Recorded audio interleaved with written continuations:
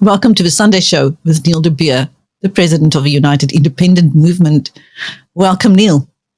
Chris, thank you. I feel welcome. But after a week of Sona, a week of America, a week of skullduggery, a person can only want to find something I can start the show off that will give us just a glimmer of hope. And I have.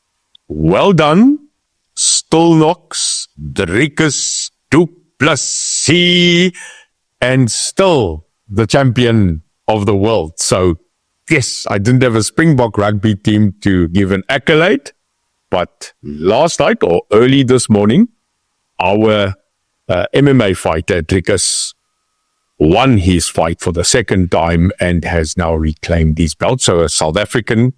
Good news today, people might say after wearing a t-shirt plugging Trump, that this time's victory is a little bit quiet. The hell with it. He is a South African. He went to battle and he won. So I think on our behalf, Chris, well done, a South African showing who we are at the end of the day. So take us well done. Bring hom huis toe. En hulle weet nou nog nie. Wat ons weet nie. Talking about Trump, the US president has unleashed a storm by offering refugee status to Afrikaner farmers and their families, Neil. Have you been following the comments on social media? Chris, this is a serious matter.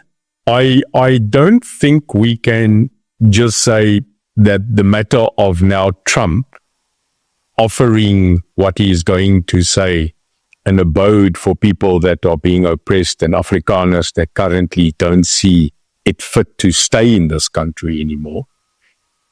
Which I must tell you, if you really are a Afrikaner of Afrikaanse, I would be frowning and I would be saying, thank you, baie dankie, but nee dankie. I will stay in my country and that is what it's about. So, Chris, let's unravel what happened in 1 week and how did this not go into the dustbin for this country?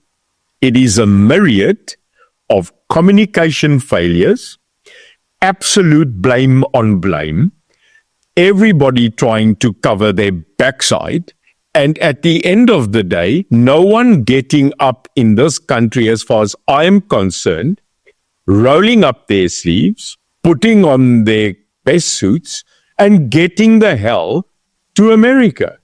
Now, when you have a problem, and there is a problem, like if you have cancer, Chris, to deny that there's cancer, to talk around cancer, at the end of the day, kills you of cancer. And this is where I would like to start this 5 minutes of absolute irate speed dumping of patheticness of the leadership that we've got in this country. It has been a myriad of ooh and and sure, and what now? I mean, it is like 50 people running around in an open farm at night with a spotlight om hasse te skiet, and everybody's tripping over each other. And finally, that rabbit is sitting there and going, are we sure these are hunters?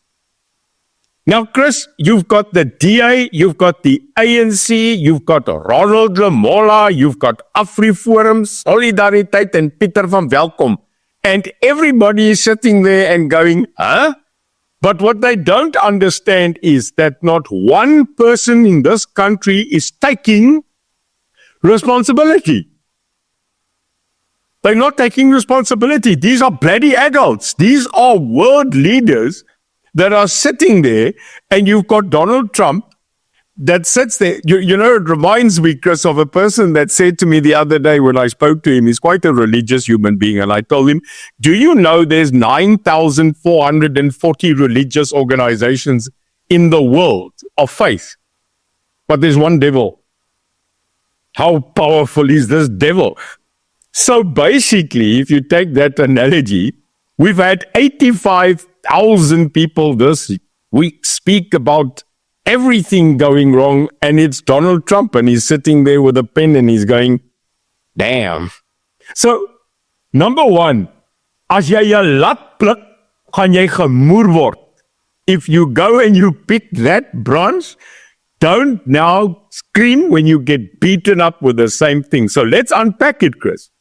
Let's unpack it for this country, but from a layman, Citizen X point of view.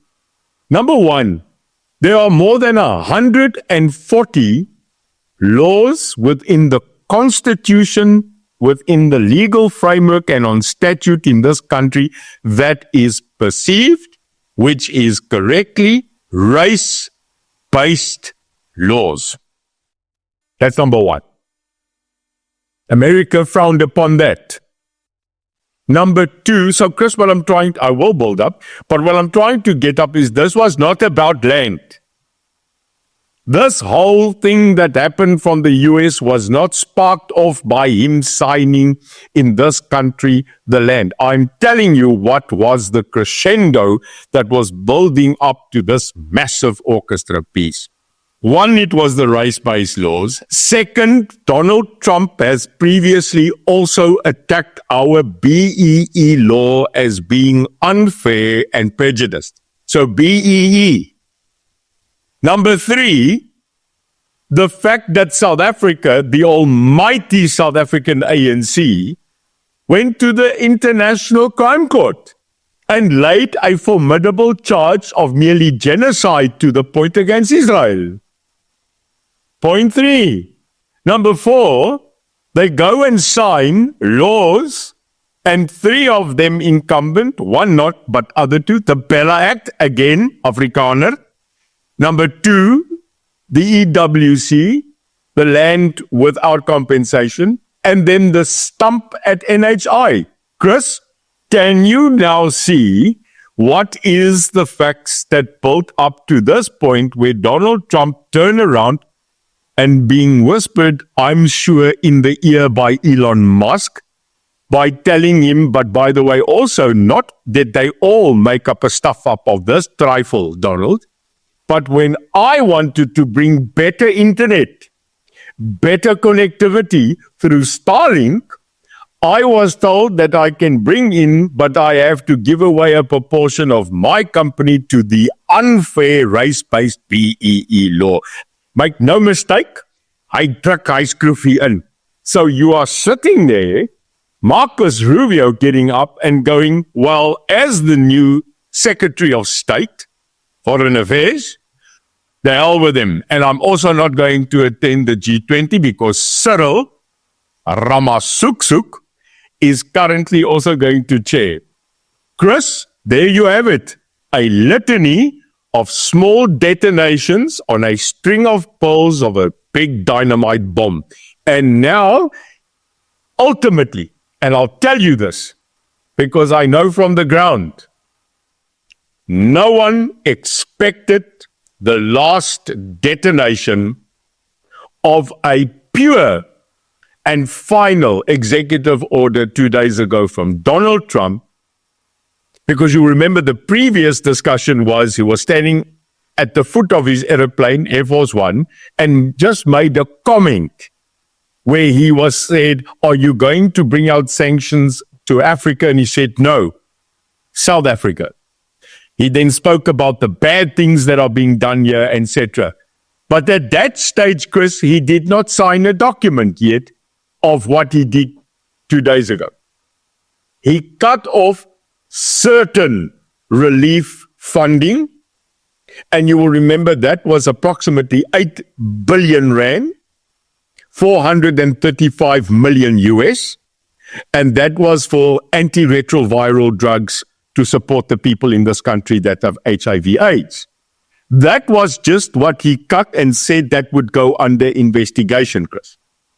And 2 days later, he signs now a very poignant executive order cutting all support and relief to the Republic of South Africa, which now automatically has stirred this bomb, no matter land, no matter doctors and NHS. He, in my opinion, has taken this personal. And what has now happened is he is saying, nay, not just the one portion, but AGOA and all our trade is now under threat. What is the sum total? Chris, 2024, this country did to the value of exports and sales through AGOA more than 164 million. That is a lot of money. Chris, that is on the one portion just on stock on agri. The total value of our trade last year bordered over 100 billion rand. 100 miljard. So this is serious. This is not a pudding pie contest where we are taking plastic swords and mooring Sri Lanka. This is the United States of America. And I am flabbergasted that Cyril Key that went onto a golf course and was applauded by his jesters. I don't know if you saw that. Him hitting a golf ball that nearly dropped into the first case. And everybody around him went, what a comptos. I mean, they are singing for their supper. And looking at him and him turning around and then saying, no, we're going to definitely send a delegation. What? You're going to send a delegation? My brother Cyril, if you could put on the whole cabinet, 60,000 boere and people that would go beg on a flossie, you better do it now because we are in trouble and it doesn't seem anybody has the rugby balls to go and face the Donald. Well, it doesn't seem like it's only the country that's in trouble. Neil, the Democratic Alliance support base has been hit hard. So has AfriForums. Chris, almal gaat brand. You know, at the end of the day, if you put in your hand into a honey contested bee-infested circle, you're going to get stung. So if the first one takes the honeycomb and pulls it, stung, the next one sting, the other one sting. Almal word gesteek op hierdie oomblik. Die mense wat die hardste gesteek word is ons as Suid-Afrikaners. Ons word so gesteek. It's becoming the Moulin Rouge. So at the end of the day, Chris, what we're seeing here is that the ANC went in, started to attack AfriForum because they needed a scapegoat. Fine, no problem. No, me the blame, you the blame. Unbelievable that a Afrikaans small social society can do such damage, isn't it? That is mind-boggling that Kali Kriel can actually cause this. But anyway, I think we give him too much credit.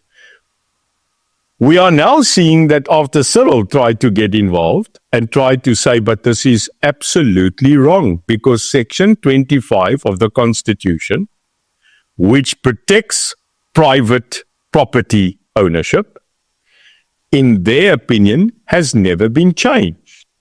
That the new law is an amendment, and there the DA is saying that we have still the opportunity to take it to court.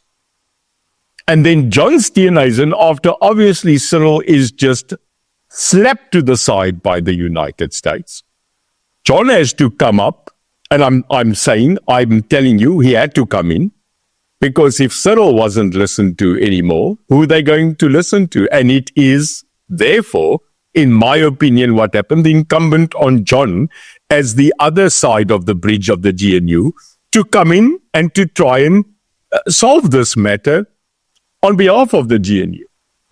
But when John got up and tried to explain to the people that it is false information according to him, it wasn't seen as that, Chris. What is seen is they didn't give a damn about what John was saying.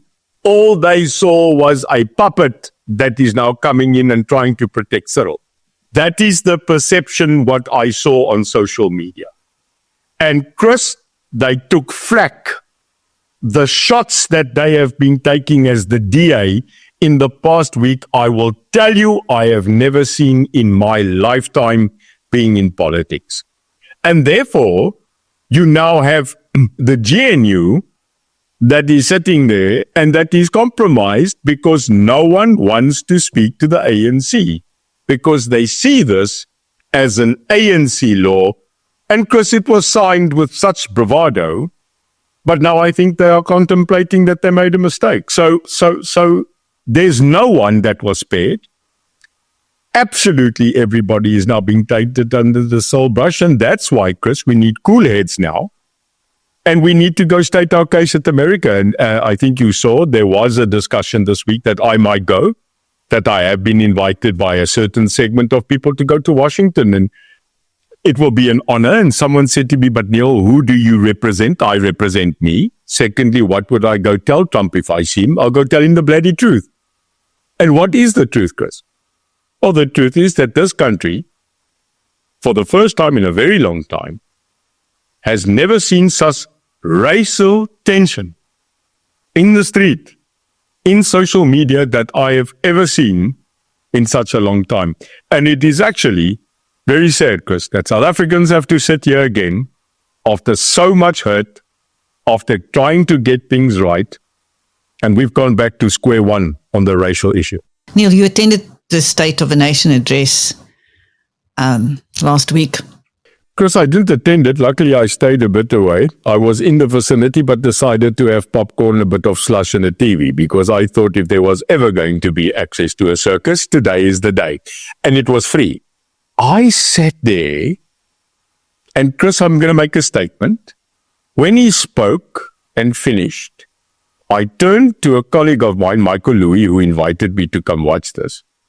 And I said to him, you know, if I wasn't critically sober, a person that has never taken a drug except Oros, and maybe a person that was on planet X, I would bloody like and believe this guy. Because if he actually, Chris, if Cyril actually said what he said and it was truthful, I wanted to believe him. Because it was a unifying speech.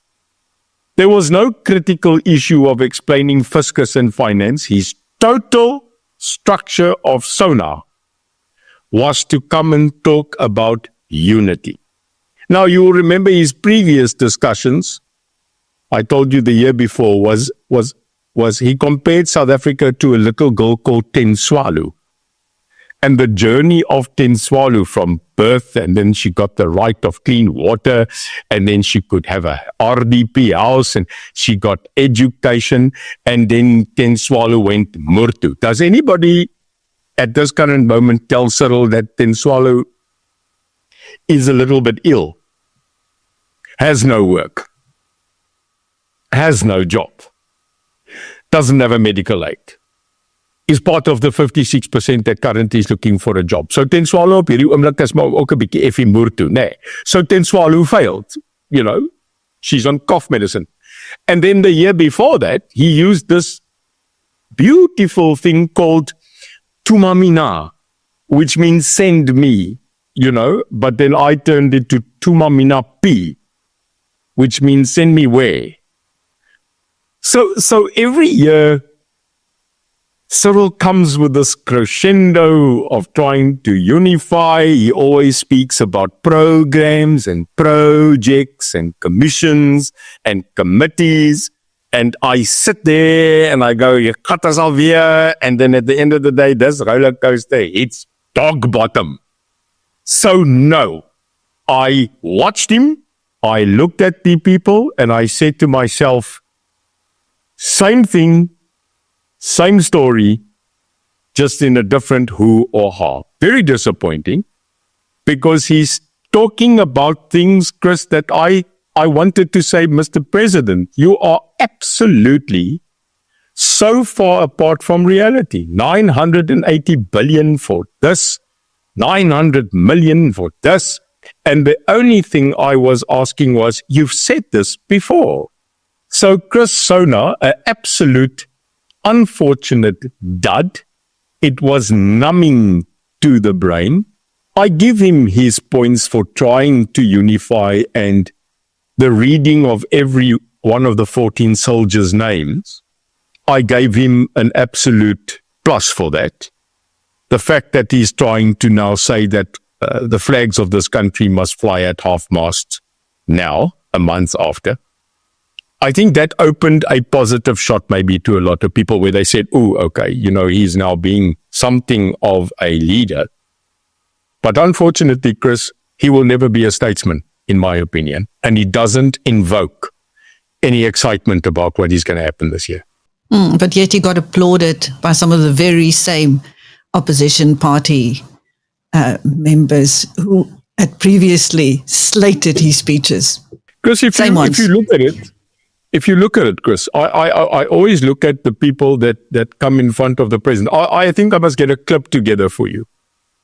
I am always astounded that when he walks into a room or he plays golf or he talks about pudding, or even if this guy was just standing there and going, oh, look, cloud.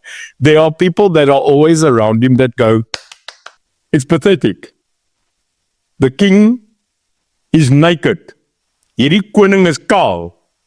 And he stands there, and no matter if he's naked, Chris, the people are clapping and they are laughing at his pathetic stuff. So I must tell you, it is sickening to me, because if you were a real opposition, if you were a real representative of the people of this country, you don't have to smile and laugh at crap jokes.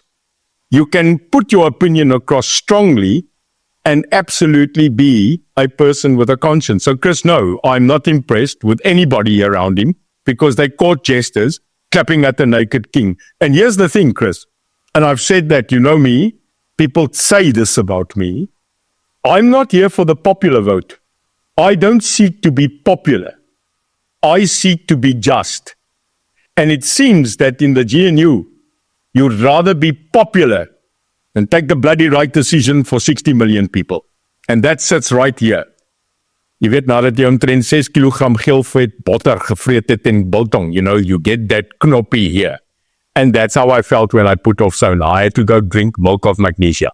Well, still in the presidency, where the minister responsible for state security is waiting to hear whether she will be prosecuted for alleged tender corruption.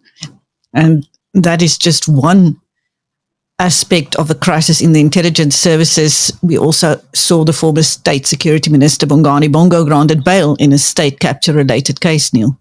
Chris, are we clear on what you just said?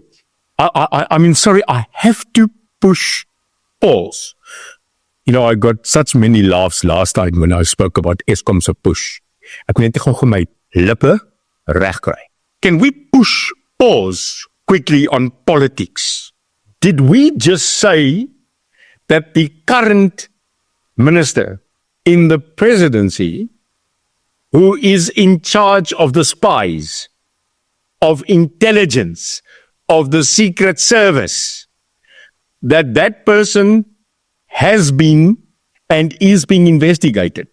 Is that correct? I think the Hawks finished the investigation, Neil, and handed over the results to the NPA for a decision. Right. So this is the person that is supposed to be cleared on the topper secrets, on the most vulnerable secrets, on the most sensitive secrets of this country, and is under investigation, right? And then did we say the double whammy, the double dry met die flake, en die cherry, and the crumb, en donderhom sommer ook in die dip met caramel, is that the previous minister of state security, who sits with vulnerable secrets, intimidating intelligence, is now drafted back in court and recharged with fraud. Are we clear, Chris? And well, we're still dealing with allegations, Neil. Nobody has been convicted yet. Sure. But you know, a person said to me the other day, allegedly you're ugly. Marge, what is actually meaning? Yes. But this is the problem, Chris, that we are sitting allegedly, moontlik, give it. It's shocking. Because, Chris, it's not a person with due respect that is sitting in charge of people that have to drive trucks to collect rubbish. It's not a governmental minister who has to sit there and decide which pipe sewage needs to go, because all ends up in parliament. But at the end of the day, Chris, this is not a, can I call it, lightweight position that we are speaking about. The Minister of State Security, the Minister of Intelligence, where I've been, handles matters that is of the most critical in a machine to defend this state, our people, foreign and domestic. But in the meantime, allegedly, they are being put in the spotlight for criminal intent, criminal content. I wanted to stop here and say that in a normal society, Chris, they must be suspended, allegedly or not. Because what you have is you have a minister that has access to spies, people that have access to electronic media, electronic facilities that can aid and abet their case, which Zuma did. Because if you are in control of the security and intelligence apparatus, Chris, and we come from there, that can be used to commit good and evil. And I would say that I am gobsmacked, nay, but not surprised that both of those individuals, that they were never attacked, never suspended, never reprimanded, and never dragged in front of any commission, any committee, or even the ANC's Integrity Commission. So that's where we are now again. Both of them, past and present, under the spotlight, allegedly. Allegedly, Neil, that very same minister in the presidency has presidential ambitions. Allegedly. So ek dink halfte van die varke in Bloemfontein wil ook president raak like my. You know, everybody in this country has a presidential ambition. I mean, and the problem is most of them less IQ 5. I would like to withdraw that, allegedly. Chris, when you say to each other, you know, people say to me, why do you have Winston Churchill there? Why do you have Nelson Mandela there? Why do you have Kennedy there? Why do you have Indira Gandhi? Why am I surrounded in my house with all these people? I'll tell you why, Chris. It's not that I like Winston Churchill and everything he's done. It's not that everything that Nelson Mandela did was good. It is not that everything that John F. Kennedy did was well. It's not that everything that Donald Trump does that I like. I'll tell you that. There's probably 80% things don't like about you, Chris, and about 90% me. But there's one thing. In each one of these people, there was something remarkable. In you, there is something remarkable. There's something about your journey that is remarkable. Winston Churchill, to me, was not a leader. He was a statesman. When he said things like, we should be heeding at this moment. When he said, maybe it is better to jaw than war. He also said that you cannot negotiate with a tiger while your head is in his mouth. These are the things that Winston Churchill in the world's biggest war, World War II, had to say, and I appreciate that. Nelson Mandela was not a leader. He was a statesman. Chris, to be a president of a country is not because you are popular. To be a president of and I've worked with some of them, and I was humbled to meet some statesmen. So anybody like Panyaza Lesufi, who's not even a gentleman, Paul Mashatile, krummels op die vloer, is not a statesman, and definitely not for Kile Mbalula. So Chris, amongst Pieter Groenewald, John Steenhuisen, Cyril Ramaphosa, Paul Mashatile, Fikile Mbalula, Panyaza Lesufi, en Dingalong wat nou ook nou probeer president wees, die klein tannie. Can we sit back, Chris, and say to each other that this country truly has a statesman or a stateswoman, that all of us, no matter our political differences, no matter our religious differences, our racial connotation, our culture, who will unilaterally sit back and go, that's a statesman. And I'll end it there, Chris, by saying it's a shocking shame that this country has run out of statesmen or stateswomen. And that is my problem at this current moment. South Africa does seem to be on the tipping point on so many fronts, Neil. Because it's come. You know, I have not seen the Afrikaner. There's so many words, Afrikaner, boer. I don't want to shock you now, maar ek is een. Ek is 'n Afrikaner. Like it or not, I am. And I want to tell you, I'm proud Afrikaans. I was born on a farm in Stellenbosch. My legacy and heritage of family is Afrikaner. And, people always say, but Neil, you in the ANC, and you were this. And yeah, I followed an ideology. At this moment, I'm disappointed. I have the right, again, here we go. Winston Churchill said, but sir, if you cannot change your mind, how will you expect to change the world? I have the right to change my mind, and so do you. Chris, you and I carry a couple of secrets. Not our secrets, but people that have confided in us their deeper secrets. Just recently this week, another one. And not to spoil the rumblings of the drum, what a secret, what a discussion you are going to have very soon. What people don't know, Chris, is people love us.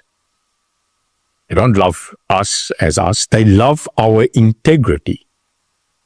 The 3-page letter that we received to say that after many, many, many, many weeks of watching us, that this person has decided to bring up, yes, a national, probably world secret. Chris, this is the burden you and I now carry. People write to us. They believe in us. And the problem is, Chris, we can't walk away from it. I think you and I have not slept 3, 4, 5 days after listening to another dark side. The fact of the matter is that this country is at a crossing line. We might not think it, but we are. We have a multitude of racial explosions, of matters to be tested, of, for the first time again since 93, 94, having to sit down and say that all the people of this country, the Constitution, the dream of a rainbow nation, the walks of Madiba's reconciliation, the TRC, the getting on with it, the great games that we have won on the field and off the field, the inspiration of a beautiful country, a country where people were willing to die, black and white, a country where we stood on principles, a country where no matter how ill you are, how dark it gets, how black and white destroy each other, how people can stand on a podium and say, kill the white. And yesterday, where a parliamentarian can sit on Twitter, a parliamentarian of this country, a person that took an oath, an allegiance to defend the democracy and constitution, that a parliamentarian in this country, when said by another parliamentarian, what is the solution about the Afrikaners and the whites in this country? Can we not get Cyril to give them airplanes to leave for free? And the answer on a public social media platform from this parliamentarian is 2 words: plaasmoord. This is a person that is a parliamentarian who says that the solution now is not to get Afrikaner white people to leave this country in aeroplanes, but he shockingly says the solution is farm murders. I don't care, Chris, on what side of the divide you are. I don't care what is your politics. But when we have come to a point in this country where elected governmental officials have the same right to sit on a public platform and use the same kind of words they used in Rwanda to say, kill the cockroaches. And what happened there? We have really this week, in my opinion, hit the lowest of the low in 30 years when this is allowed and when this kind of hate speech is now being projected. So, Chris, in conclusion, yes, South Africa has come to many crossroads now. But I will say, Chris, I am a patriot of this country. I was born here, and I am willing to put the lights off if necessary. We will have to really dig deep this week. We will really have to have introspection, no matter whom you are and what you are. Because, Chris, if we love our country so dearly, if we love this land that we are born, no matter where we are, if you are sitting in the Karoo, die veldbos van die Langeveld, the thundering waves of Umhlanga, the Dragonian mountains of the Drakensberg or the flat roads of the Free State, the beautiful flowers on the west coast, die bokkoms van Saldanha of die Kaapse Klopse on the Table Mountain. I beg the leaders of this country to stop your absolute hogwash, to remember why you are there, and to do anything, Chris, necessary. Even if it means that you've got to take the knee, go back to your foundation, but save this country and its beautiful people. That's my message today on Biz News. A bit emotional, but clear. I am a grandfather, and my little boy, Aiden, must know what a beautiful country he was born in. The end. Thank you. That was Neil de Beer, the president of the United Independent Movement, on the Sunday show. With Biz News, and I am Christine. Thank you, Neil.